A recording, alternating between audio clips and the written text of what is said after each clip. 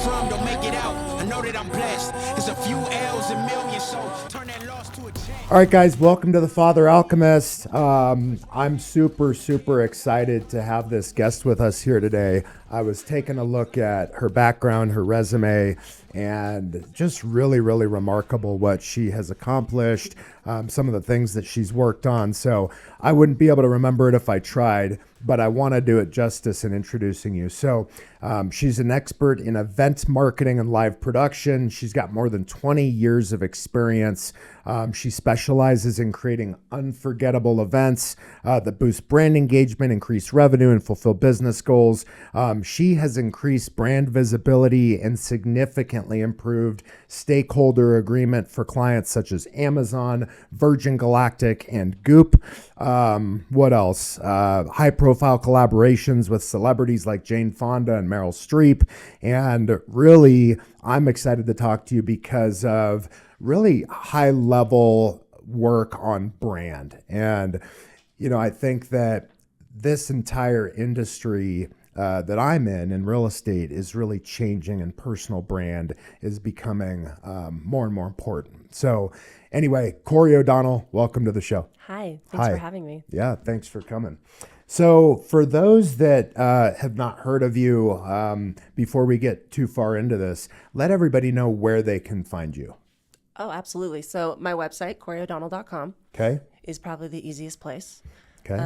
My Instagram is now private because it's just basically photos of my kids. So, Yep. Okay. As most people would tell you, you can brand someone else. It's hard to brand yourself. So, but yes, CoryO'Donnell.com would be the best place to go. Why do you think that's the case? Because You're too close to it. yeah. You have too many thoughts and feelings about yourself. Yeah, I find that to be true with business too. It's really easy to sort of critique somebody else's business and the things you would do to improve it. Oh, yeah. But then it's just more challenging to do it for yourself. Yeah. So why don't you take us back to the beginning? How did you get involved in this industry in the first place? I know you went to USC, right? Which is my neck of the woods. I'm from Southern California. Yeah. And so was this something that you studied? Sort of, yes, actually, in a way. So I was a theater major. I was a theater major growing up. Loved acting, wanted to be an actor. Really spent most of my life in that realm. Went to college for it, did the whole thing, and had an amazing experience at Williamstown Theater Festival. Okay. Which is they say it's Broadway goes to the mountains in the summer. Like Meryl Streep plays, and it's like a huge profile summer camp basically for actors. Okay. But while I was there, I was able to do 24-hour turnarounds and tear down the sets. I mean, I was sleeping with a guy and he let me do it. So he would give me a hard hat. I wasn't supposed to be there. I was part of the acting camp. And I had such a good time. And I ended up, I was there for 5 weeks, and I ended up doing so much in the production world that I was working in the shop. Like, I really got my hands dirty. I was also in 5 main stage shows, which was like unheard of. So I was doing both. Like, I was just like, That's perfect. yeah. You were acting in 5 shows? Yeah. As like the second girl from the right holding a tray. I mean, I was in college, so this was like, but there was never a guarantee that you would be in a show. So the fact that I got in 5 of them that summer, like, people were pissed. Sure. But I left that summer being like, I don't want to act anymore. I want to build the thing. I want to put on the thing. So were you just drawn to that? Was that Yeah. something where you just wanted to get your hands dirty Yeah. and figure I out just what was wanted going to on make behind the thing. scenes? Huh. And so Okay. instead of being in the thing, I wanted to produce the thing. And yeah, so I started making the thing, and I went back to LA after college, or after all the things, and I started working in the industry, and I fell into music, actually. I fell into the music industry, and I actually went on the road, and I was a roadie for most of my 20s. And we'd build a stage, we'd have a show, we'd tear it down, we'd go to the next city. We'd build a stage, we'd have a show, we'd tear it down. And it was just, this pace was addictive. And it was so incredible to build something from nothing. And the idea of like a live event and like people and... Were you traveling with the band? Oh, yeah. Oh, Any yeah. big bands we would know the name of? So I was the road manager for a band called Linkin Park Yeah. for 7 years. Wow. Yeah. That was an amazing experience. And then Bon Jovi, Miley Cyrus, ZZ Top, the Eagles. Yeah, it was an incredible time in my life. I mean, I had a storage unit. I got rid of my apartment, and I would just go back to my storage unit and change out my clothes depending on the season I was going into. I had 3 passports that were circulating at all times. Oh, yeah. Nonstop. Oh, yeah. You know, since you had an opportunity to be around some of these top musicians, was there like a thread or a commonality that you noticed now looking back that some of these top individuals had that you felt might have been a component to making them successful, or were they just all super unique in their own way? I mean, both. I was very lucky. Like the joke is I never had to do a van tour. Like I never had to like lug cases upstairs. I went like straight into 5-star. And I think that the universe puts you in the places you need to go. Yeah. For whatever reason, I didn't need to climb the ladder. I already got to that level, and then from there I went up. And I think it's interesting just how like your journey is specific to you, you know? Do you think you got lucky in that, or do you feel like there was a mindset you had that allowed you to go kind of right to the top and bypass some of that other work? So everything is luck, and everything is work. I was obsessed with this. So on the side, when I'm not producing, I'm a life coach. Okay.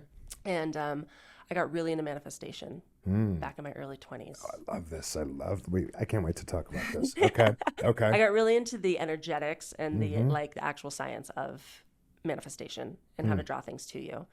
And to the point where I actually taught it for a while. Like it was like my thing. I loved it. I coached about it. Now I coach postpartum women, which is a completely other thing of mine.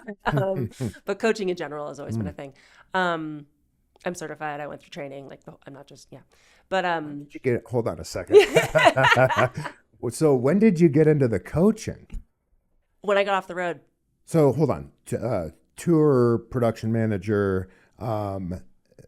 When did the brand management and all of this work come into play? Well, the thing is, when you talk about brands, you're talking about people.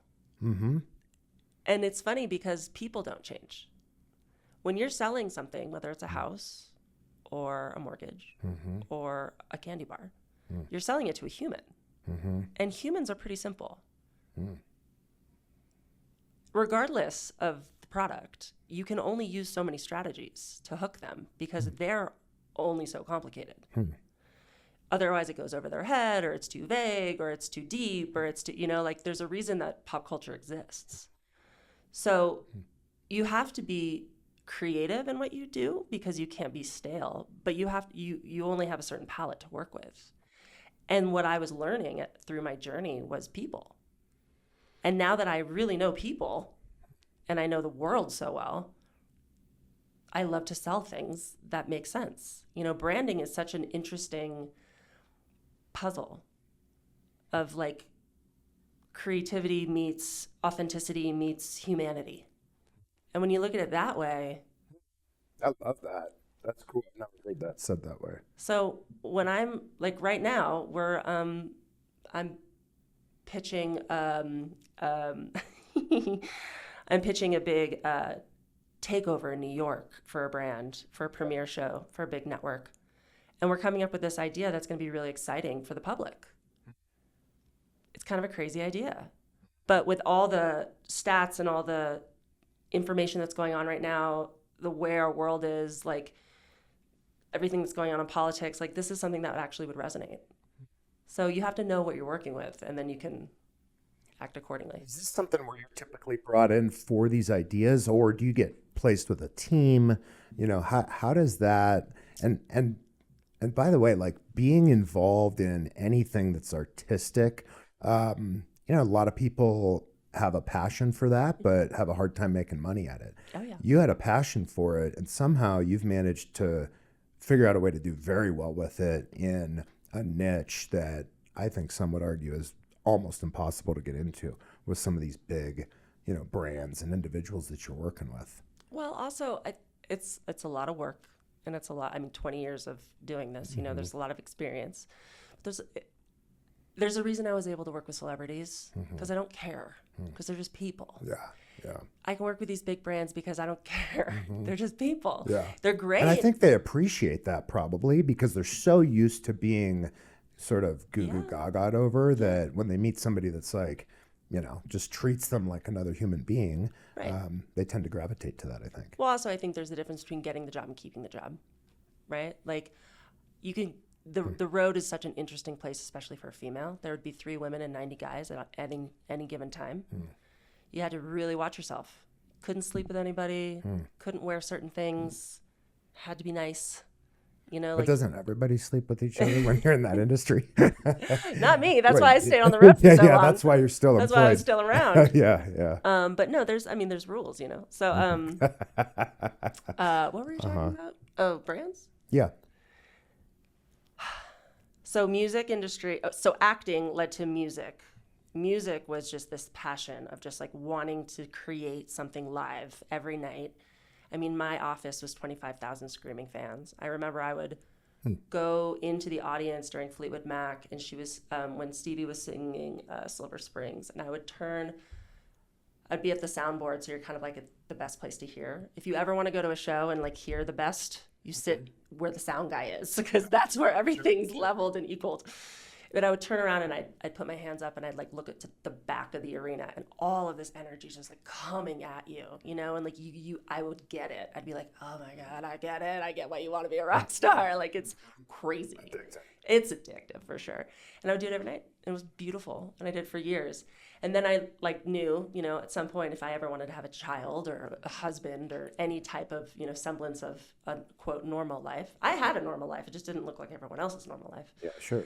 I had to get off the road. And so that was actually one of the darkest years of my life, was the transition from being in a certain world to kind of like, it's almost like becoming a civilian.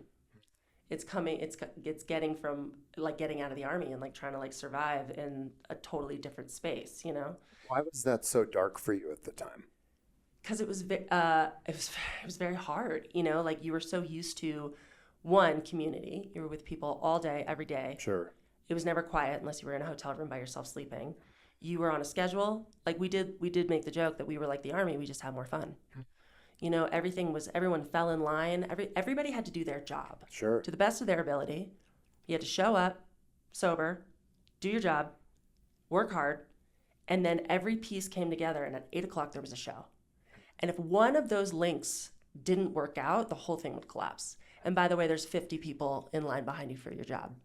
So there's a massive level of responsibility that each person feels almost as a duty to the other because of that community. Yeah, and there's a safety component in it too.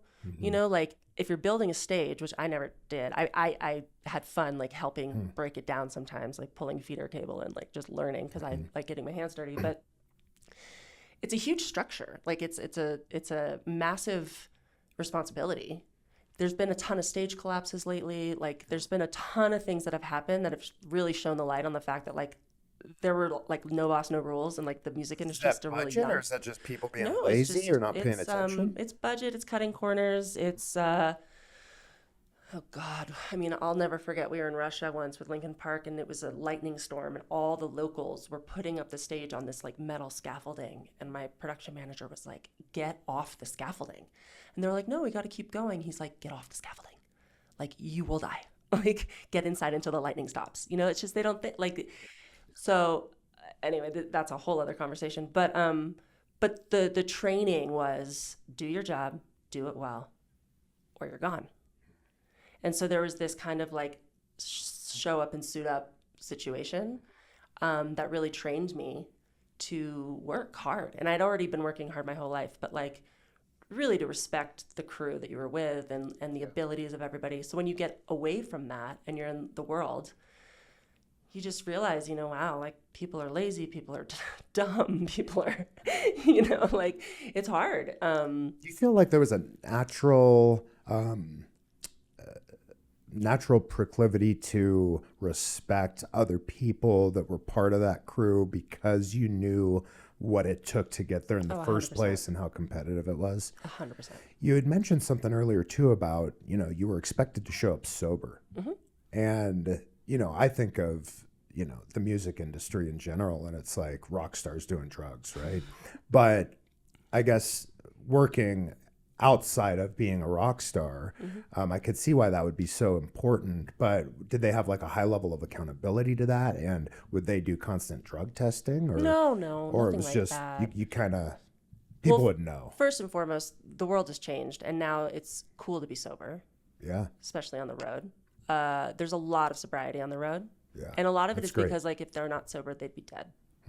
You know, I have a lot of friends who've remained on the road because they got sober.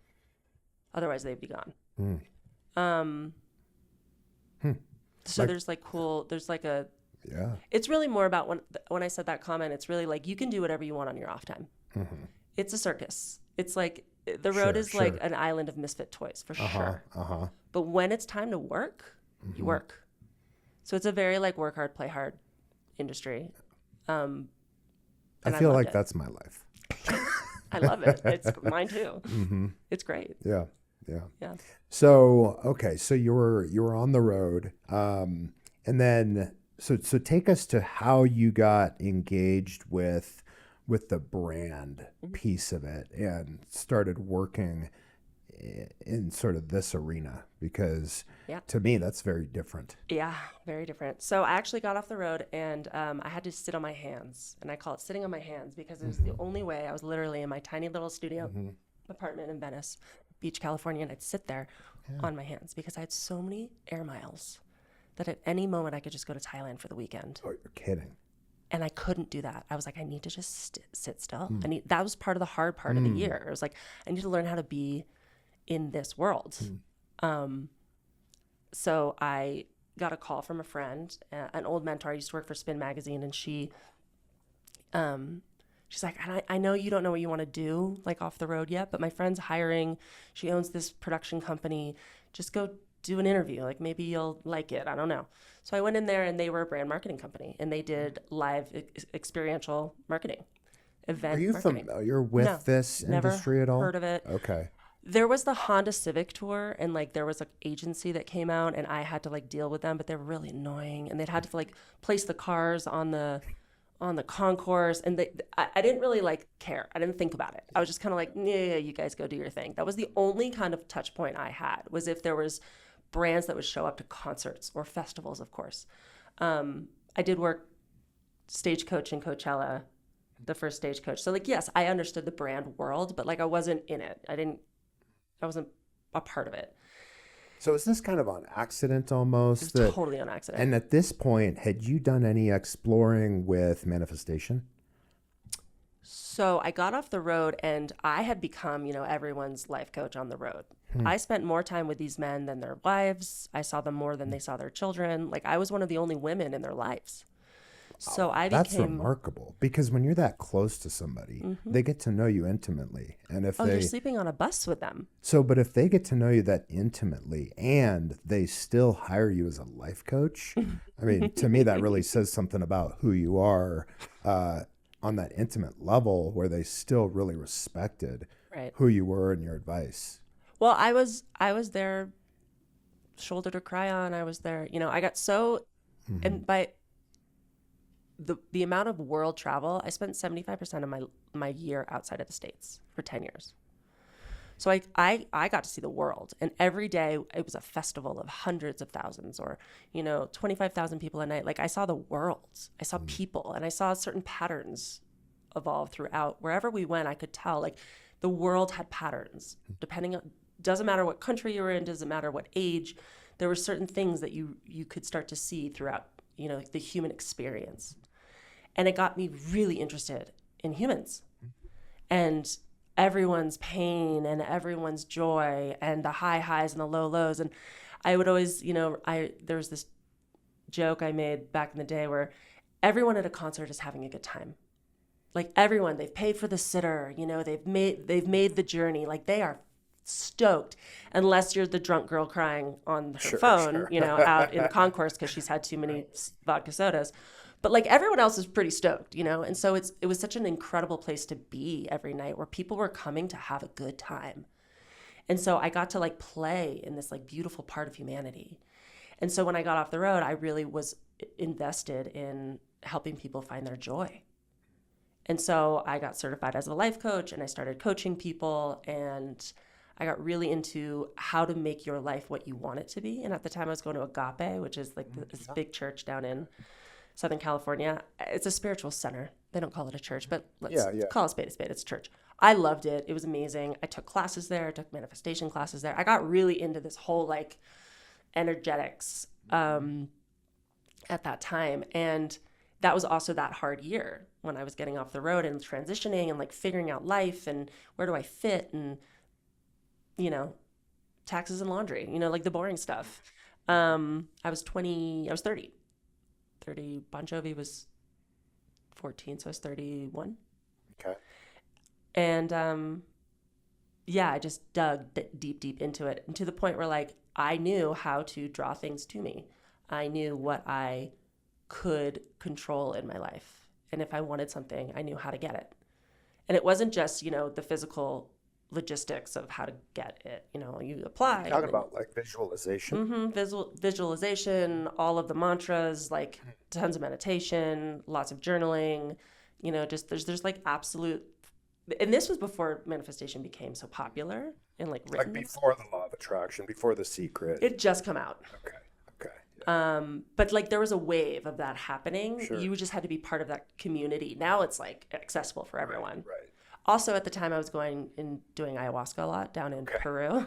I would go every like 18 months to this shaman by myself in Peru, sitting on a dirt floor. It's not this like cool Hollywood Hills experience that like you hear about now. Like no one even knew how to spell ayahuasca back then. So I was on my own spiritual journey of like growth, and I was like becoming the best human I could possibly be. What was it at the time that made you, that drew you to ayahuasca? Like what was it that you were hoping to get out of that experience? And obviously you got something because you kept going back. So in high school, my boyfriend went away for a summer to Ecuador and came back, and he was like, oh my God, I just had the most incredible summer. And he worked as a volunteer with the Pachamama Alliance. And the Pachamama Alliance is this incredible organization that goes down into South American countries and lawyers up and fights the oil companies to maintain and preserve land for the native culture. And I went on one of their trips, and they introduced me to some incredible like villages. We stayed with different people, but it was his story of Ecuador and Peru and doing ayahuasca when he was 17 that really got me interested in it. And at 17, like nobody knew what that was. Like it was so foreign. It was such a foreign idea, but I got really into the idea. And so I started like studying about it and really got into psychedelics at that time, and was really like interested in like mind expansion, and was like totally, I mean, I'm from San Francisco, so I was like really obsessed with like the hippies and like, you know, counterculture. And then I was 26 and I knew it was time to go find my shaman. So I went down there and I found him. So I want to stay on this for a minute, because I was just having a conversation with a friend of mine recently about, you know, I believe part of our purpose as human beings is to expand our being, expand our consciousness. And yet I feel like there are, and this is a very general statement, but like two types of people. There is the type of person that, like you, like me, where you're constantly seeking, you're looking to grow, you're looking to become a better person, to learn. You're probably constantly reading, trying to just understand every aspect of life and how that applies to you. And maybe you're using yourself as a little bit of a human experiment. At times, the human body is an amazing thing, and the mind. There's another type of person where it's almost like there's a lack of awareness around the ability to be able to choose and expand and become better. And so that type of individual kind of stays where they're at and never really strives to do, you know, it's just sort of like, if it ain't broke, don't fix it kind of mentality. Do you feel like that's something that can change for somebody, or do you feel like you're just born with this desire to be better, or you're born with I guess just maybe an appreciation for what is. You get in where you fit in. I think that some of it's nature, some of it's nurture. I think you're born with it. You can get down to the science of it. I mean, I have ADHD. My mother does too. So does my sister. And what's funny about that is that we were not diagnosed until way later in life. We all just knew that this is the way we operated. The only reason I can do all the things that I just talked about is because I have the capacity to, as a woman, first of all, and as the energy that I already am born with and the way that I'm wired. When I got tested for ADD, it was in college, and long story short, they were like, "We think you have ADD," and I was like, "Yeah, of course." And they're like, "You don't think that's a bad thing?" I was like, "Of course that's not a bad thing. I'm graduating with honors. Why do you think I can do all the things I can do? Right. It's just the way that I operate." So ADD is such an interesting thing now. People are starting to finally spend some time on it. It was never a problem. ADD doesn't mean that you can't pay attention. Yeah, sure. ADD means, especially ADHD, means that when you do find something you like, you are really passionate about it and you focus seriously. You can spend 12 hours in your room. That's what a writer is. That's what a musician is. That's what a sculptor is. It's so I think that honestly, there's part of this kind of drive is chemical. It's kind of what your makeup is and how you're wired. And it doesn't mean you have to have, quote, ADHD or undiagnosed ADHD, but I do think that there's certain chemical makeup that makes people a certain way versus not. That's why I say get in where you fit in. You probably know a lot of people like you who are wired like you. Yeah. And you probably all share a lot of the same chemical traits, unknown to yourselves, but then there's people over there in a book club that are probably, like each other, and they're just different, than you. So I think a lot of it's nature in that sense. And then obviously nurture, how were you raised?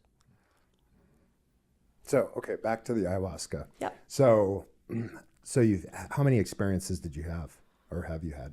I think I've gone down 7 times now. Because it would be every year and a half. Because remember, I was working and I have to go down there and it's a trek to get to it's basically next to Machu Picchu. It's in the Sacred Valley.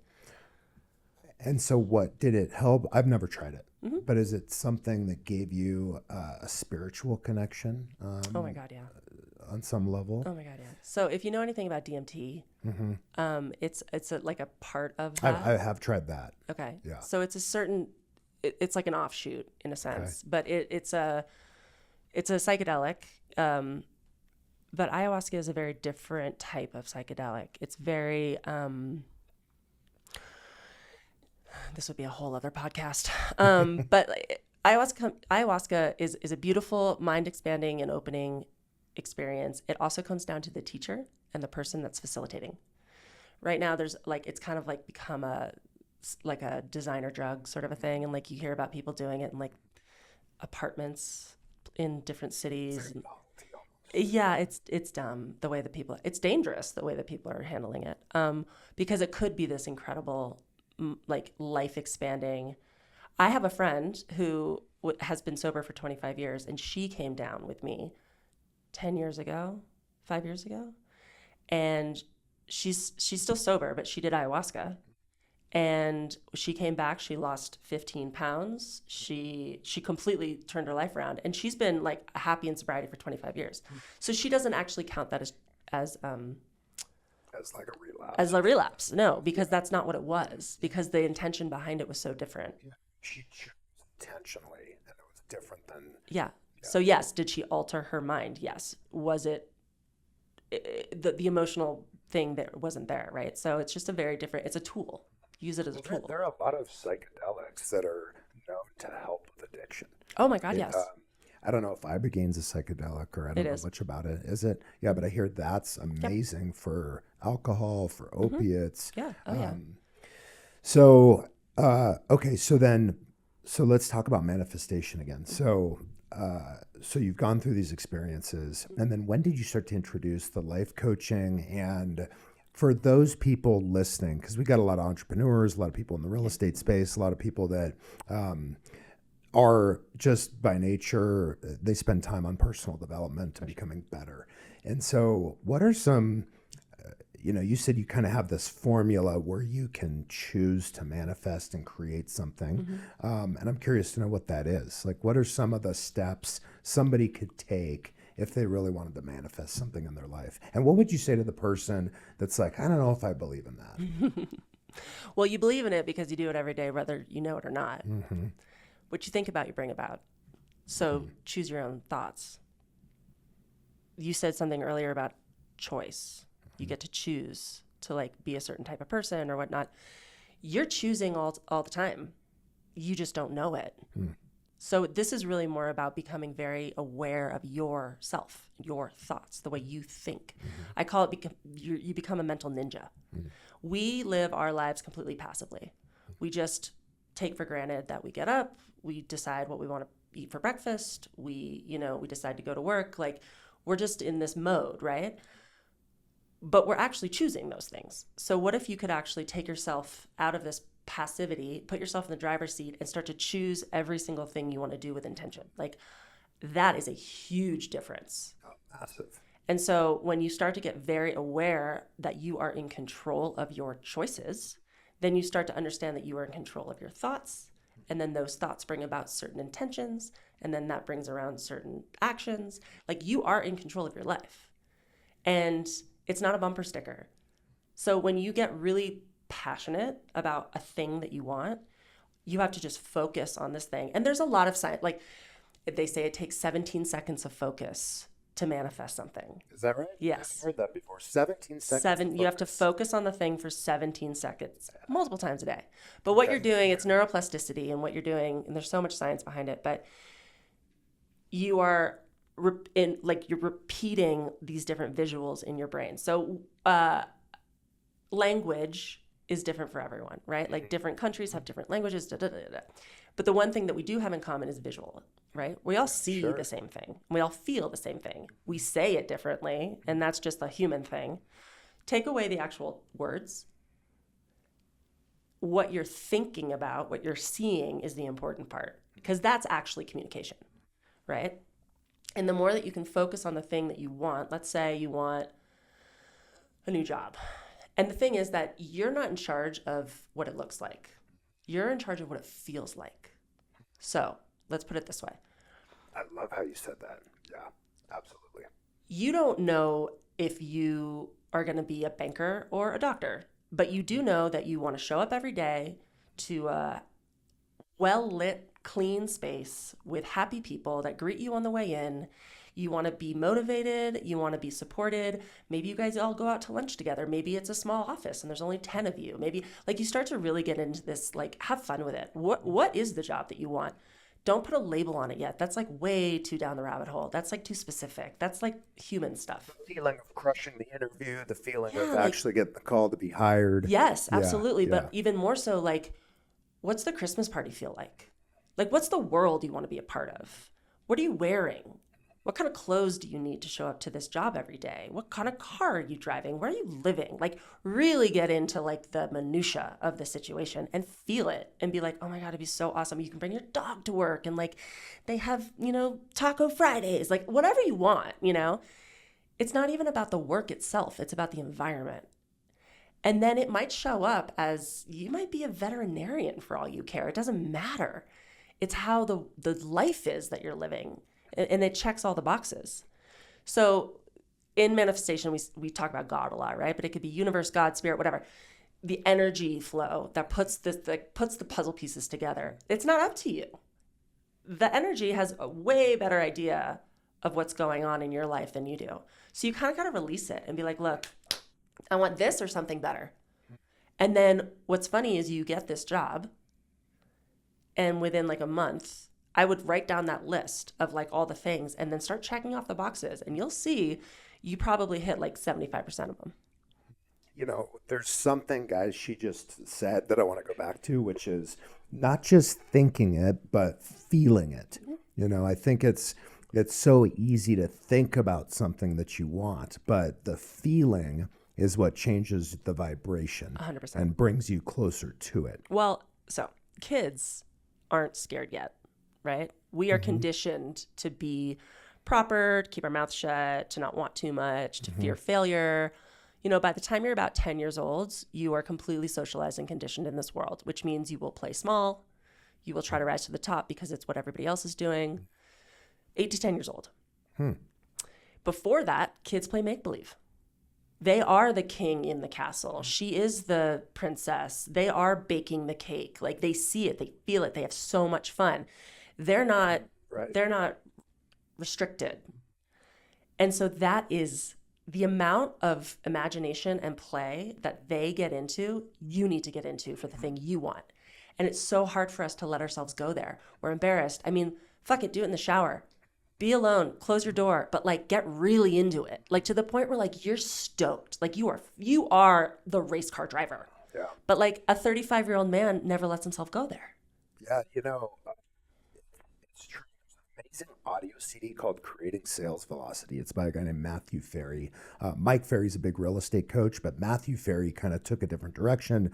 A lot about like manifestation, law of attraction. But in that, he talks about, being open to all possibilities, but not attached to the outcome. Yep. And so he takes a trip with his son, Trevor, and they're going to grandma's house. And he says, all right, Trevor, I want you to think of, what are you going to see today? What are you going to manifest today? And he goes, Daddy, I want horses with hearts on them. And Right. so, Dad's like, horses with hearts? Like, how the hell are we going to see horses with hearts on them, right? Here they come. Now, that doubt, some might say, could kill off that vision of horses with hearts. But if you think about it from a place of open to all possibilities, but not attached to the outcome. Mm-hmm. So they're driving up the countryside, and sure enough, Trevor goes, Daddy, look, there's a bunch of horses out there, but they don't have any hearts on. It's just a bunch of horses. They get to Grandma's house, and Grandma says, Trevor, let me take you to your bedroom. And sure enough, the bed sheets have a bunch of hearts on them. Mm-hmm. Right. So sometimes it'll be shown to you in a way that you didn't originally think. Mm-hmm. If you're wanting to manifest a Ferrari, it may not be the exact Ferrari. It might be, what does that actually embody? How does that make you feel? And then being able to visualize that and put yourself, I used to visualize that all the time where, my watch, my hand on the side of the window, mm-hmm. and really experiencing what it was like to drive that car. And it's a fun process. I mean, it's really, when you get into it. Did you get the car? I got a car very similar to a sports car. Yeah, a sports car. Because it wasn't about the Ferrari. Mm-hmm. Mm-hmm. You didn't really care about the Ferrari. Yeah. The Ferrari represented the thing you cared about because mm-hmm. your mind is limited in the sense that it's coming through your perspective mm-hmm. and what you grew up with and what you know of as a sports car. Mm-hmm. So in your mind, you thought Ferrari, mm-hmm. but you just wanted a sports car. Sure, yeah. So once again, it's like, it's not up to us. Mm-hmm. It's exactly what you're saying. Mm-hmm. It's like, what's the thing what's the feeling? What's the experience you want? Fuck the label, mm-hmm. It could be, okay, maybe you didn't get a Ferrari, but you landed real close, mm-hmm. right? Like better than you were before. You know what is crazy though is for years, I was envisioning this Spanish style house mm-hmm. in Southern California. Mm-hmm. I've always loved Spanish style homes. In fact, the house we have now, we're sort of renovating it to be a version of a Spanish style home, mm-hmm. traditional. But this was back in Sherman Oaks where I lived.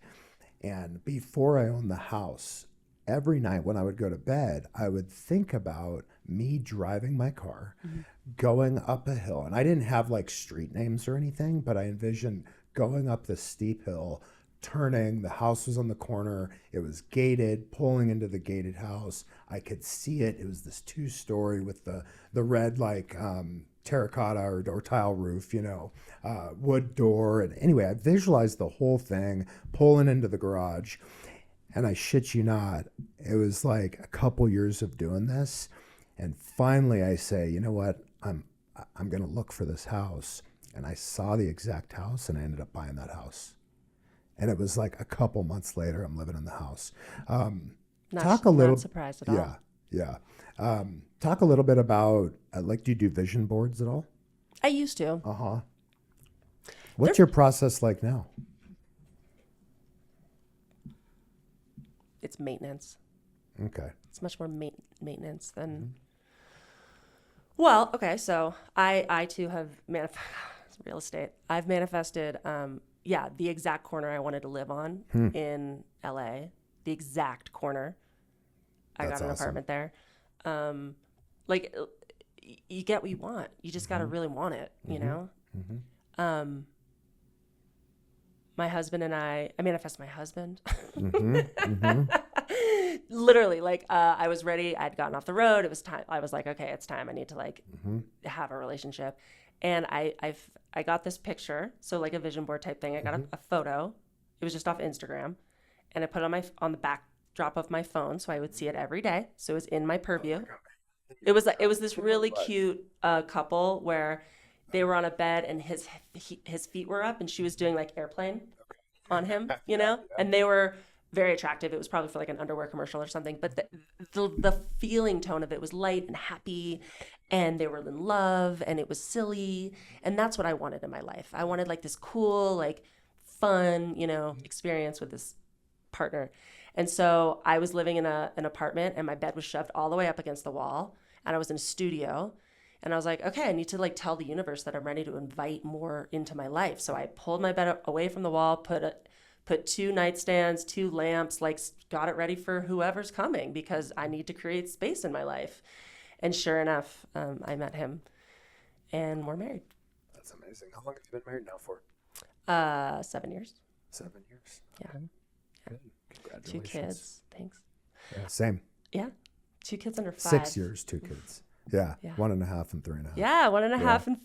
Really? Yeah. Holy cow. A It's lot of work, wild. huh? It's a wild time. I always tell people, like, you know, you have one and it's like, you know, 6 months, a year into it, you're like, okay, I got this. Like, you develop some sort of cadence and rhythm to it. You have 2, it's like having 20. Chaos. It all of a sudden, just total chaos. Chaos. I know. I'm like, do other people experience this? Or is it, you know? They don't talk about it. Yeah. Otherwise, we would never have children. I know. Yeah.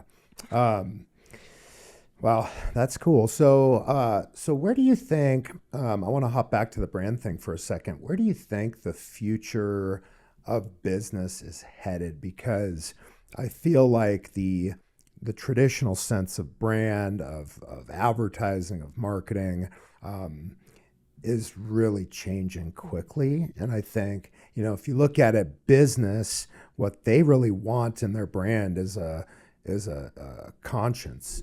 Right. And what individuals oftentimes want is, you know, sort of the big corporate business. Right. And I just, from what I'm seeing, it seems like everything, even big businesses, are going to have a front man, and it will all eventually be personal brand. Like, I think that the news as we know it probably won't exist in the same way 10 years from now. I think most people are starting to, but I think it'll be the primary way of receiving information is going to YouTube, and there will be a personality that you know, like, and trust. But I think for major companies, there will be that personal brand. What do you think about just in general business changing with that? So COVID really was a game changer for the world. It was necessary, I think. It was kind of like we like broke a bone and reset it. What COVID was able to do was connect people in a way we had never been connected before through our isolation. And it allowed us to communicate on a level we all experienced the same trauma once, which has never happened. And so we were able to get real with people. And what that meant is that we let a lot of guards down. That's when information started flowing. That's when people started making podcasts. That's when anybody could go on YouTube. Like, that's when TikTok became like creativity like soared, because a lot of people let their real selves happen. That's when Me Too happened. That's when Black Lives Matter happened. Like, real issues started coming to the forefront. I'm not saying we need to go back to that time, because that time was wild, and there was a lot of death, and there was a lot of chaos, and it was not great. I'm not saying that. I'm saying there are some good things that came of it. And I think since then, there has been this like need for authenticity and need for honesty that is now accepted. Like, the rules changed a little bit. Like, for instance, in my business, so I own a company called Do Great Projects. Do Great Projects works with companies to create franchises and to do events that basically change the modern landscape. And what that means is that my business partner and I, during COVID, which by the way, we were a live event company during COVID. That's not something you want to, the real estate market and us, it was, well, the real estate market took off. What am I talking about? We told people straight up, we were like, look, we are not creating brick and mortar. We are not a big business. We are experts in what we do, and we will hire the teams necessary to fit the project, not try to squeeze someone into our payroll onto your project. Because we didn't want overhead. We didn't want, like, every business kind of had to crumble and rebuild at that point. Yeah, absolutely. And so what was cool about that is a lot of the brands were really into that. They love the transparency. I was like, you can pay our people yourselves.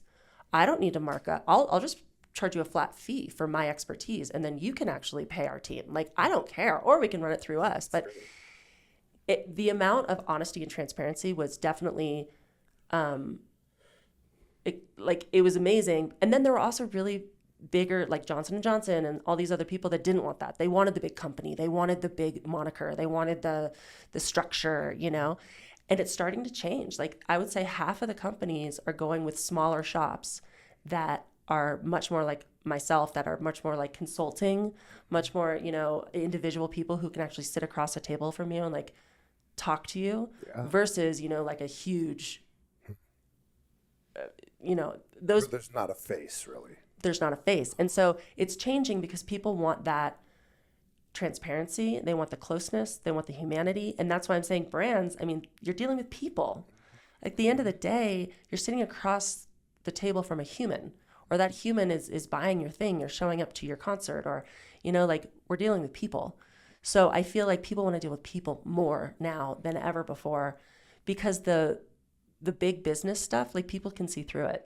And everything that's happened with our banking system and our politics, and there's just been so much fraud, and there's because of social media and because of the access to information now, like, there's so much information that people now can research on just like what happened in 2008 and why. Like, a lot of the trust is gone in these big businesses. I don't think college is going to be around in 20 years, not the way that we see it. Like, we have a 529 for our kids, but it's funny having small children right now. I'm like, my kid's 1. I'm like, what's college going to look like in 20 years? It's not going to look like what it looks like now. It can't sustain what it is. This is why, like, the coaching space is growing so rapidly right now, because really you have the ability to get onto Instagram or get onto YouTube, find somebody who has exactly what you want, and be coached by them. Yep. And I think more and more people will move to, hey, I'll pay this guy, $50,000 a year to learn, because it's exact, and they have the results that I want. Yeah. Right? I'm not being taught by a professor who's making a couple $100,000 a year. I'm being taught by a guy that's making $1 million a month. Yep. So, and do you feel like a good strategy if you're a business and you're trying to really get exposure for a product, and maybe this has been going on for a long time, I just am new to the party, but I feel like a good strategy would be to actually hire influencers, like actually pay them for a certain amount of eyeballs, or I don't know how you would structure it, but it's like you get 50 influencers that each have 250, 500, 1 million followers, right? That's probably money better spent than go to a big corporation where there's a bunch of middle management and, like you said, a lack of transparency. You don't really know where the money's going. Yeah, influencer marketing is huge. Mm-hmm. It's a huge part of everything we do. And you've done some work with that, haven't you? Everything we do is we have influencers as a part of every event that we do. Every time, because you have to talk to the audience. Mm-hmm. You really just want to hone in on your demographic. There's so much noise out there that how do you get to your people? And that's what every advertising company marketing company has tried to do since the dawn of time. It's like, it's specific, it's targeted. How do you do that? What's the creative, like, that puzzle that you're putting together to make sure that like you hit it, And yes, there's all these different KPIs and there's ways to do it and blah, blah, blah, blah, blah. And that's where the experience and the strategy comes in, But yes, once again, there's only so many things that people are going to resonate with. There's like 7 things that people actually pay attention to. And you just have to figure out what those are. And what are a few of them? So it's like their emotions, right? If you make them happy, sad, angry, lustful, and what triggers those. Right now, like the competitive landscape, there's so much about, especially in influencer marketing, unboxing videos are really big right now. Unboxing videos. So what'll happen is you hire an influencer to help you. Comic-Con's going on this weekend, okay? Enormous amount of money running through Comic-Con with all the brands. So they'll hire, let's say that there's like a stunty thing, like Amazon's doing some huge something. And then they'll hire like 50 influencers to go and cover it and do coverage because that one influencer can talk to a million people. Sure. But then they also have to give them things to do and report on. So one of the things they do is they gift them this like big gift box. And then there's a whole content video about this like influencer opening the gift box, and they're pulling out all these pieces that are all branded, and then they start wearing the sweater and and it's like this whole thing. It's 100% a commercial. But people are sitting at home, go online, and they're like, I want that sweater. Oh, I want to go do that. Like, so it's feeding off of people's need for things, you know. How do they make them feel different? How do they make them feel special?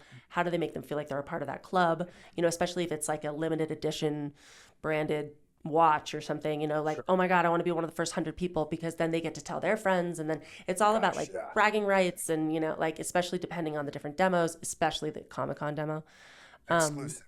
Exclusivity, you know, it's the cool kids club. We all want to be part of the cool kids club. And that's why we buy the shoes, and that's why we go on the trips, and that's why everybody lives on Instagram now. It's like, and so you have to do that in an authentic way. That's the tricky part. You can't just sell someone something anymore. Sure. You have to like get into why they want it. So this is a thought I've had, and tell me if I'm off here, but I feel like a lot of business people, they're getting it wrong, because what they're doing, and I'm seeing it in real estate a lot right now, where, you know, the agent or the mortgage person, a lot of their videos and the stuff they're doing, they're trying to do something with social media, but it's like, it's all educational, it's all business. No, it doesn't matter. And I feel like It's people wrong. really want the reality show. They want the TMZ version, right, of your life, because that's interesting, it's attractive, it's mysterious, you're engaged. But then they happen to see like, oh, you know, Cory's opening up a refrigerator and she drinks, you know, whatever, coconut creamer with her coffee. And then, you know, it's almost like product placement, right? Because then it's being sold, even though you're not really pushing it. How do you think influencers make so much money? They're brand pushers. Yeah. They're great salesmen. Yeah. But, so, okay, real estate.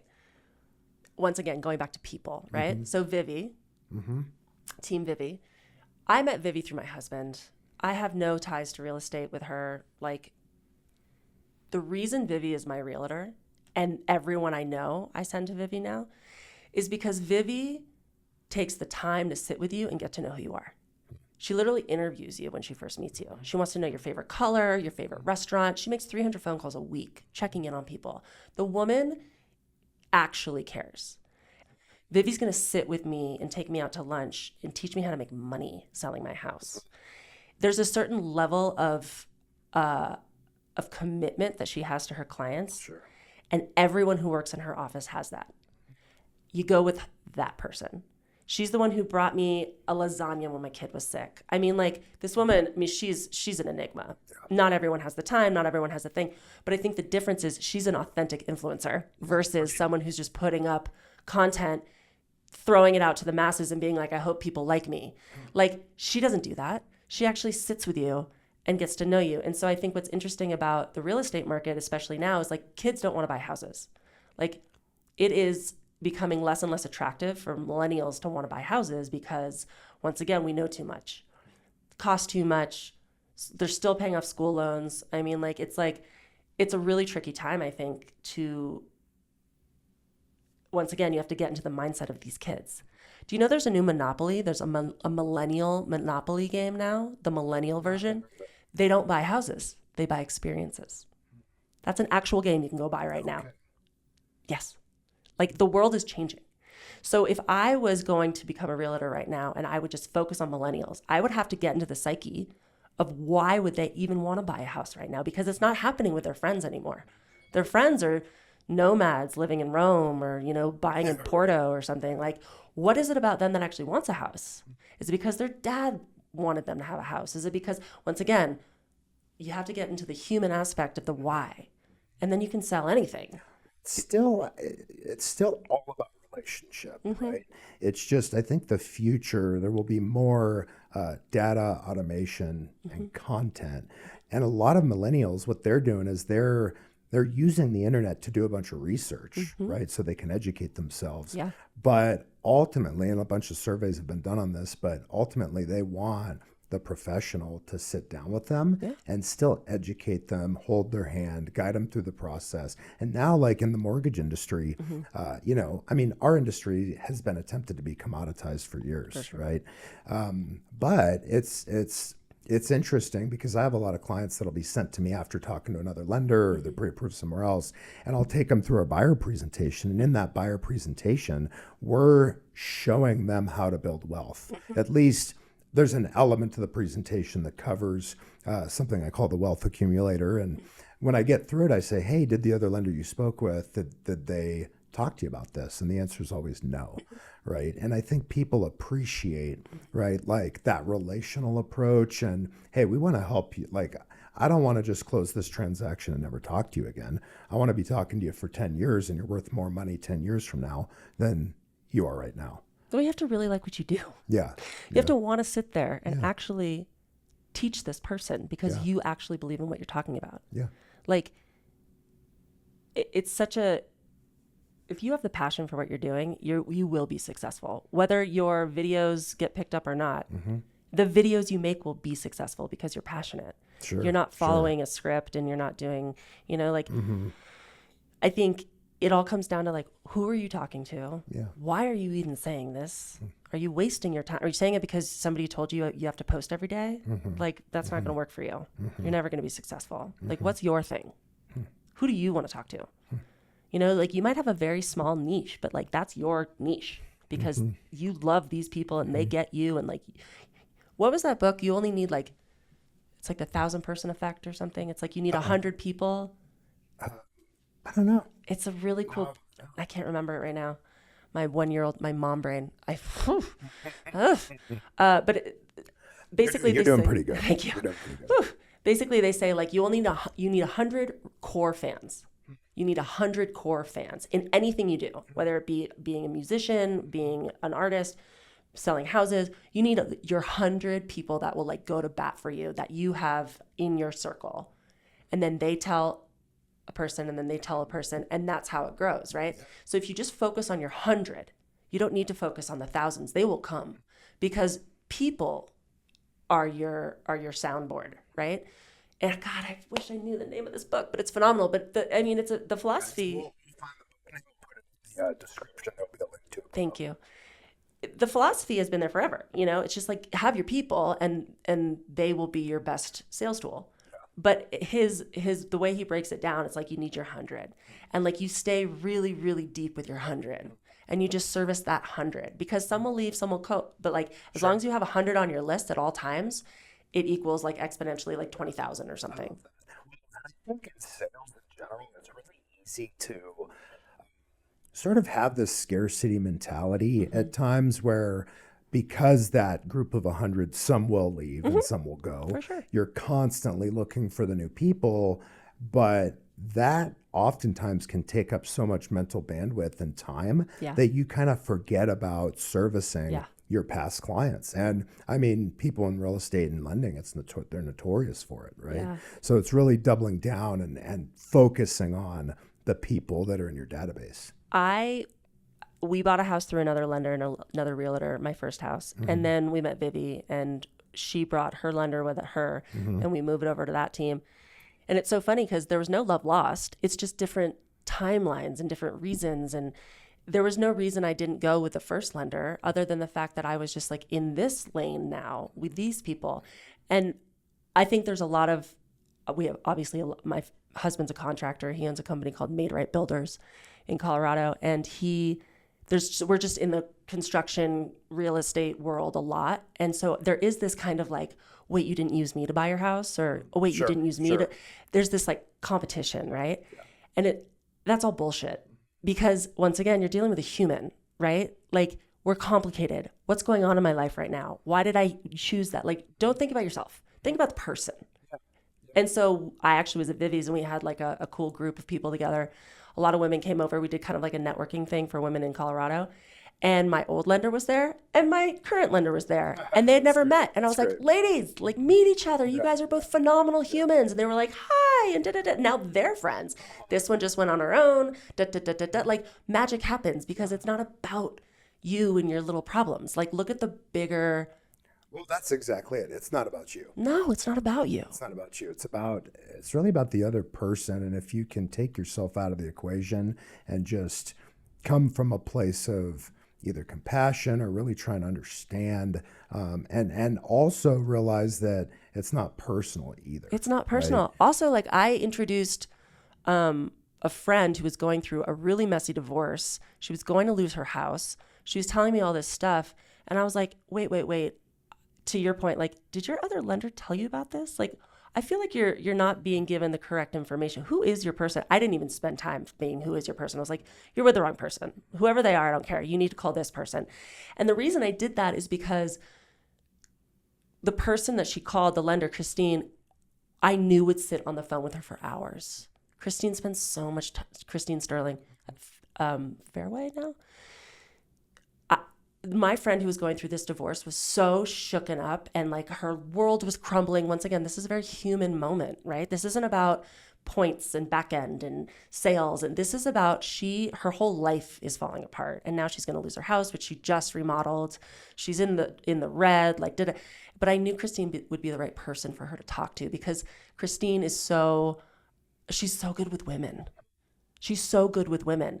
That doesn't mean I wouldn't give her your number if she was in a different place, right?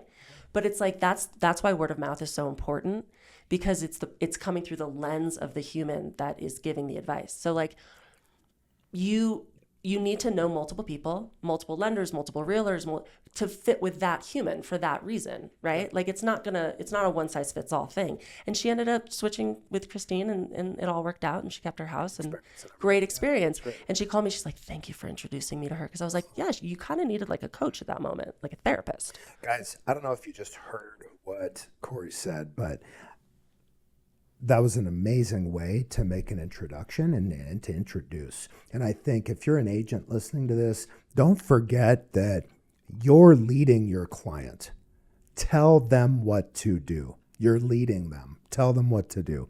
I think a lot of times agents, they become afraid to say do this because they don't want it to backfire on them. It's another reason why a lot of times agents will give multiple lenders, and I give Vivi shit about this all the time, but it's like, look, have your multiple people, but refer heavily to one and then depending rotate. on the person. Yeah, of course, make sure it's a good fit, right? But otherwise you're almost teeing them up to shop outside of the people that you're introducing anyway. I love Vivi. This is like the Vivi podcast, but I want an expert. Like you said, you go to a coach because they know. I don't know real estate. I'm not going to spend 20 years learning about real estate. I want you to teach me. I'm going to listen to you. You have to be the expert. You have to position yourself as the expert. I want to trust you. You know, like that's why we go through realtors. Otherwise we do it ourselves. Yeah, absolutely. You know, like, and it doesn't matter if you're, I don't know. It just, when I find someone who really knows what they're talking about, I keep them. And then I tell all my friends, you know, whether they're the best masseuse in town or the best chef or the best, you know, like you want to find people. Yeah. She's great. She believes in something, everybody's buying from her, buying that thing. So are you still coaching? Okay. So let everybody know where they can find you, your website. Yeah, I mean, I'm doing so many things. My coaching has really, it takes manifestation, takes all these things. I'm really focusing on postpartum mothers at this point. Okay. Because I am so outraged by the system not supporting families. We are not set up to raise families in this country. Between the lack of parental leave and childcare costs and the laundry list of things women are supposed to take on, the mental health crisis. I mean, there are so many issues that I am so passionate about in that space right now. I truly think my next ADD habit will be figuring out how to make changes in this system for postpartum women. I think that women in general, just like when we go through puberty, we are never the same. Just like when we go through menopause, we are never the same. When women have children, they'll never be the same. And we have to start to understand that and really shine a light on the mental load, the physical changes, hormonal, all the things, chemical, and really start to create space for that new version of themselves rather than just get back in your jeans in 6 weeks. And by the way, go back to being a CEO 4 weeks later. Sure. It's just not possible. It's not sustainable. And women are starting to speak up because for the first time ever, women are making money. And so we're actually starting to kind of like say, no. So it's going to take another 50 years. Yeah. Hopefully not. But like, that's who I'm coaching right now. And what are you coaching them on exactly? Just mindset? Mm-hmm. Are you helping them put together a protocol or introducing them to individuals that can help with hormones? Absolutely. And is it sort of a holistic, how do we get you from where you're at to where you want to go? Yeah. So it's not like postpartum in our world right now is considered the 6 weeks after childbirth. Okay. It's 6 weeks where your hormones are doing certain things and then you're out of postpartum. That's not correct. Postpartum actually is the phase of life after you have a child for like 10 years. And the biggest thing is, yes, the first year, there's doulas, there's people to help you with meal prep, and there's so many videos about like how to nurse your child. There's not one video about how to go back to work with a mental health crisis of I don't know who I am anymore. I don't even like my husband. I don't want to have sex ever again. I don't find the joy in life like I used to. I used to be like a ball-busting CEO. I don't care anymore. And the thing is that people need to start learning, once again, like I talked about ADHD being a chemical thing, women's brains change when they have a child. So there's something called gray matter. And what happens is your brain, the CEO part of your brain, the spreadsheet part of your brain goes away. It becomes gray matter. And what that's doing is your body allowing yourself to be telepathic with your child. So like, you know how like your wife probably knows why your kid's crying and you're always like, why is he crying? The wife knows. She doesn't know that she's speaking to him, but just like we said before, in manifestation, it's not about the words. Sure. You know, you are speaking in visualization, you're speaking in a hit, you're speaking in a knowing. A woman hears that kid crying, she knows exactly what's going on in that room, she knows exactly why he's crying, what he needs. That's crazy. And what happens is it's the gray matter in your brain. You have lost the ability to run a meeting, but you have gained the ability to speak to another human without words. It is fascinating what women are able to do once they actually birth a child. The problem is that we expect them to also run a meeting. So then there's all of these crazy like self-worth issues, like why can't I do what I did before? I don't even know where my keys are half the time, or I can't do this presentation tomorrow because I can't go back into the field. Like there's so much doubt, worthiness, huge mental issues that happen with women, especially in the first like 5 years after having a kid that no one talks about. That's the stuff I talk about. If I was a postpartum woman, I would hire you right now as a coach. So my company's called Conscious Mama. Conscious Mama. Guys, go check her out. Cory, thank you so much for coming on the show. This has been a lot of fun. Yeah. And hopefully we can do it again. Yeah, we went all over the shop. Yeah, I know. It was awesome. Thank you so much. Thank you for having me. Yeah, you got it. All right, guys. See you next time. Turn that loss to a check. Every time that I see a limit, I push right past it. Don't care if you got here first. The one to win is the last one standing. Say my life is like luck. Nah.